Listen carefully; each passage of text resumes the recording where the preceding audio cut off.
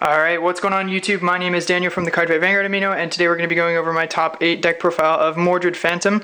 I made top 8 at the Pro Play Games event here in Dallas, Fort Worth this past weekend, and I wanted to go over my deck profile and like what kind of rounds I fought. So we're going to go ahead and set Mordred aside. We'll cover my rounds first, and then we'll go right back into the deck profile. Round 1 I faced Tachikaze. Really an interesting deck. I kind of knew about the Anger Blader, kind of like one-hit KO. They can kill you before grade 3, and it was really kind of scary to fight them. He never really put out a board that I was kind of like concerned about. He just kind of always would call like 1 or 2 rear guards, swing, stand both of them, and really it was just very easy to determine what to guard, right? So you take the really big ones and then you just guard 15 or guard 20, you know, the Vanguard, and deal with the rear guard. And if you really had to, you could perfect guard the rear guard. My deck was just able to put out enough pressure with Mordred and Blast Your Darks and Danger Lunge to where I was able to win that game pretty easily. Second round, I played God Hand. God Hand was relatively spooky, so he ended up going first the first game, and he, I think, double fronted me, and I just couldn't deal with the double fronts, so he just like swung face, called a big hand. He had the grade 2 the common that was when you get a front trigger, you stand him or whatever. It was absolutely insane, very scary deck. Second game I went first. It was a little bit closer, but I was able to just maintain my board, maintain my advantage. And I realized mid-game, I was kind of like, okay, we're going to need to call out the Eagles, we're going to have to call out my Fallen Dives, try and get him to swing at those with weaker swings so I can guard his bigger swings, or at least avoid the pokes. And that's what ended up happening. I took game 2, and then in game 3, he ended up going first. He whiffed God Hand on his search. I got to grade 3 before him. He finally saw God Hand. He pushed me to 4, and then I went in, and then he survived the turn barely. He had like a God Hand and a rear guard, and I 2 front to past his Vanguard. He didn't hit any triggers, took his rear guard, and then I just swung for game and ended up winning round 2. Round 3, I went into an Ezel player. He was a newish player to the game. I had spoke to him afterwards. He was kind of a newish player. And ironically, he came up to me after the tournament, and he's like, your deck was probably the one deck I actually had to play very carefully around and actually have to think about what I want to do against your clans. So first round, he went first. He got his superior right off. He opened like super well. He had Platina. He had a bunch of rear guards. I just couldn't deal with the pressure. Second game, I went first that game. He ended up having to ride Raven Hair, and he couldn't get a blonde in the soul. And I just ended up taking that game because I pushed him to 2. I had double Blast Your Dark. I had a Mordred in hand, and I pushed him to 2, I think 2 or 3. And he had like 2 cards in hand because he just went all in on his Raven turn, and because of it, I was just able to pressure him out with double Blast Your Dark restand. I think I hit maybe a crit on Mordred, so I just had too much pressure for him to actually deal with.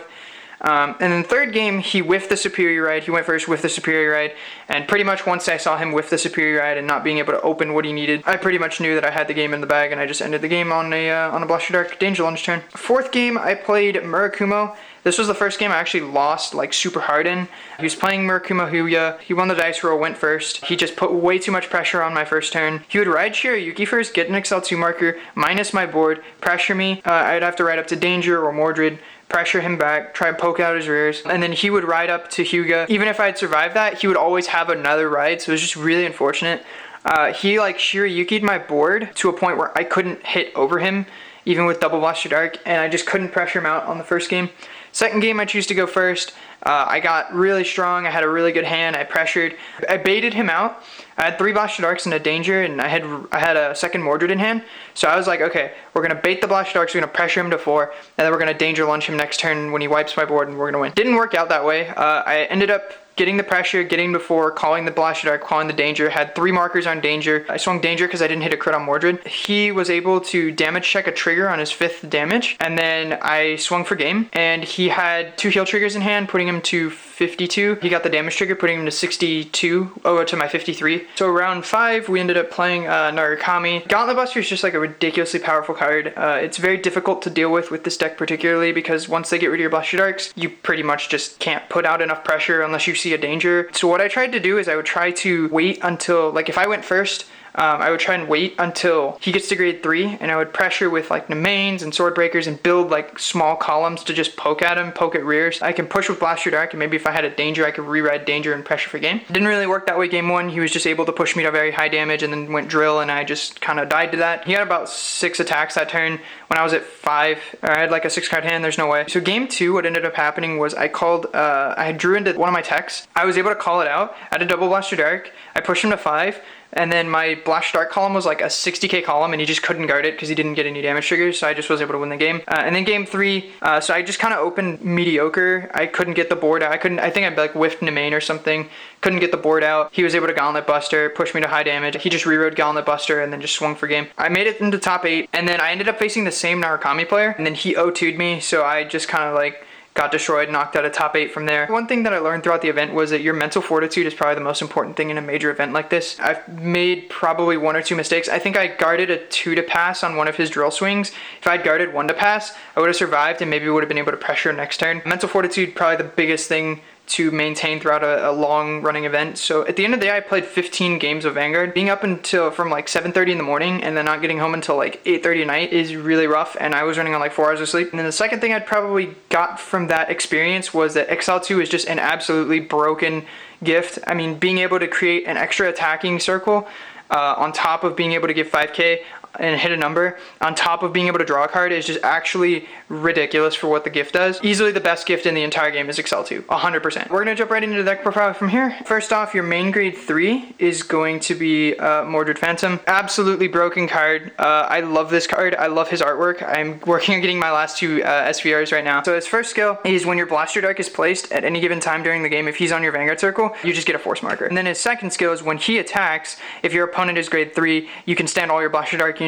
So you can go 30, 30, 33 in the center column, and then you can go counterblast 1, stand both your other rear guards, give them 10k, and then you swing 40k minimum minus triggers. So you run 3 copies of Danger Lunge. This is your like opening finisher, one of the best cards in the entire game. When he's placed on Vanguard, you can Soul Blast 1, you can bounce a grade 3 from your drop zone to your hand. So he's actually not, there were a couple of games where I would have a Mordred in hand, but I would want to ride him first because I needed a dark that I had to ride.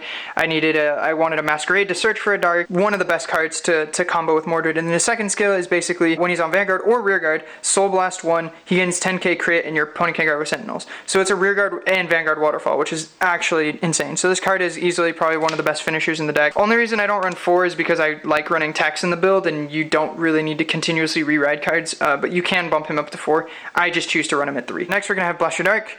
Blaster Dark is going to be your primary supporting card for your Mordred Phantoms. So as far as stability is when you place him on Vanguard or rear guard, you can counterblast 1, pop a rear guard. There was 1 or 2 games in the Tajikazi matchup. He would have the grade 2 rear guard. For every gauge you have, he gains 5k continuous, and then if you have 3 or more on him, then he can't be hit by spells. So you'd have that card with 3 gauges, and then like a Mega Rex was like 5 gauges. So I would just call Blaster Dark, use a counterblast, and pop the Mega Rex so that way he has to like overcommit next turn. And then his second skill is actually not bad. When he's on Vanguard, if your opponent has no rear guards, you can discard a card and he'll gain Twin Drive. I'm hoping in the future, I don't think we will, but I'm hoping in the future we get more cards that either can be treated as Blaster Dark or give Blaster Dark bigger numbers or maybe give them a crit. That way Mordred has a little bit more early game pressure to help deal with matchups like Narukami, so it forces them to extend more of their resources early on, so that way it makes the game a little bit harder for them and makes you at least have a little bit more of a chance against those types of decks. Next we have 4 copies of Nullity Revenger Masquerade. He is your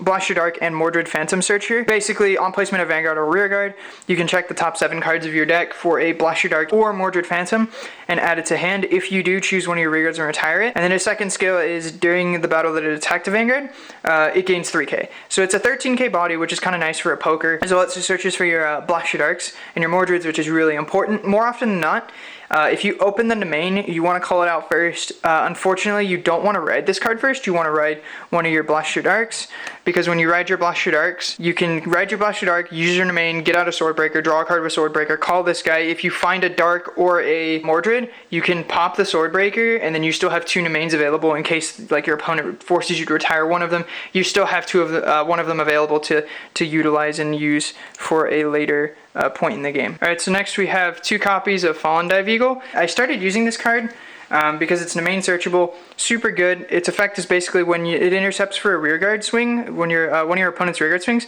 it can just nullify the attack for free, which is broken, as well as the fact that it can basically, like, even if you don't get to use its skill, it does its job, which is sucking up a rearguard swing. I use this playing against Godhand mostly. Godhand and Ezel were like the two matchups where this thing came in clutch. Narukami, Tachi's, and Murakumo all this didn't do anything because it could just like get rid of it, and there's no way for you to do anything with it because board wipe. So two of these guys. Lastly, we have Curse Lancer. Curse Lancer's my one-of tech in the build. I was running two, and then I cut it for another domain searchable tech because this guy actually screwed over another Shadow Paladin player. You cannot guard with this guy because his first skill is a continuous skill that says when it's called, it must be called to a occupied rearguard circle.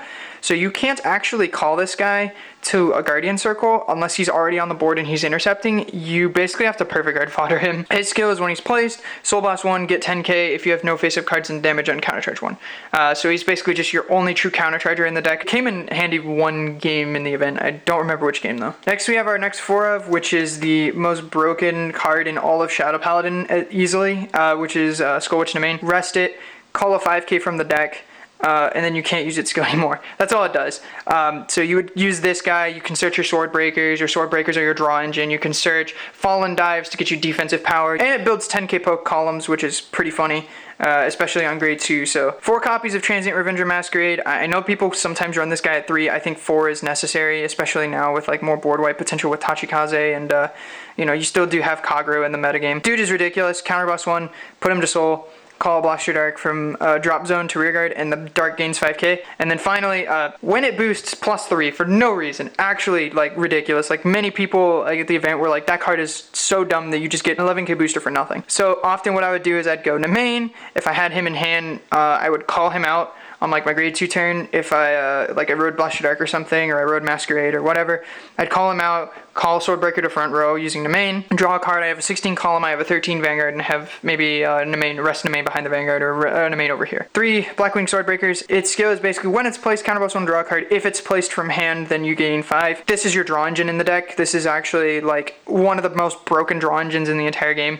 It's searchable from Domain. All you have to do is open Domain, you can get to her. 2 copies of Ensnaring Mage Connor. Now that we don't have as much field wipe, field wipe rather, with like Phantom Blaster and Gust Blaster, this guy comes in really handy because you end up with like these guys on the board. They don't really do anything, so they can be they could be call fodder for like Curse Lancer, and they can also be guard fodder for this guy. So what this guy does is when he's placed on the Guardian Circle, Soul Blast 1, call a unit from your board to the Guardian Circle. So you would go, okay, I'm gonna guard with him, I'm gonna Soul Blast 1 because we don't use much soul anymore, I'm gonna call her to board. That's a 20k shield for 1 card and a Soul Blast. So especially those swings that are like you can't call grade 0s or whatever, that are swinging you for like 25, 28, that you need a 20k shield for. Really good card. Helps get you a little bit extra guard potential. We come to our last 8k tech, which is 1 Enden Fort. This is the card that I used when I was playing against the Narukami player, and I slapped this guy behind my Blaster Dark, and I made a 68 column or something crazy like that. So its only skill is continuous. If your opponent has 5 damage, then he gains 20k. So he can be a 28k beater, he can be a 28k booster, and it basically just pushes that little bit of extra power to your Dark, to your Danger Lunge, even to your Vanguard, just to get your opponent drop something in order to block attacks. Really, you want to put him behind a rear guard, because if your opponent's at 5, they're obviously going to perfect guard their Vanguard, but they won't always be able to perfect guard your Blaster Darks or your Danger Lunge for sure. Definitely not your Danger Lunge. So really good tech at 1. 1 copy of Fierce Sword Dragon. Retire this unit, give 2 units 3k. That's all he does, right? So you're like, oh, well, that doesn't make much sense. Why would you run Fierce Sword? Fierce Sword makes Blaster Darks hit over 12s and 13s. So what you would do is, if you're going in on a hard Blaster Dark turn, you would domain this guy out, so he's 5k, so you can domain him out, you can retire him off the board, you can give 2 Darks 3k, and you can go 23, 33, or 23, 23, swing Vanguard, stand both of them, they're not hitting 33. So even if your opponent damages triggers, your Dark can still hit, your Dark can still hit, and your Vanguard can still hit. Really solid card. It probably won me 1 or 2 games, and it's really fun to use. Lastly, we have triggers. It's pretty much a simple 8 crits, so 4 Grim Revenger, because who doesn't love Revenger crits, and 4 copies of Darkside Trumpeter, 4 draw PGs, and then 4 heal triggers. If you can heal like 1 to 2 damage in a turn, it completely changes the pace of the game. And it has happened to me before. I'm like, okay, I pushed him to 3, I can go ham next turn. Oh, they healed to 2. My Blaster Dark turn will be weaker because of it. And then finally, 1 copy of Fritz, because I like Fritz. better than full belt. Thank you guys so much for watching. If you enjoyed the video, please leave a like. If you guys are interested in watching more of my videos, please subscribe to the channel. And if you're interested in knowing what the Vanguard Amino is, I'll go ahead and leave a link in the description below. It's basically just a community of us that play Vanguard on an app called Amino. So anyways, thank you guys so much for watching, and I'll see you next time.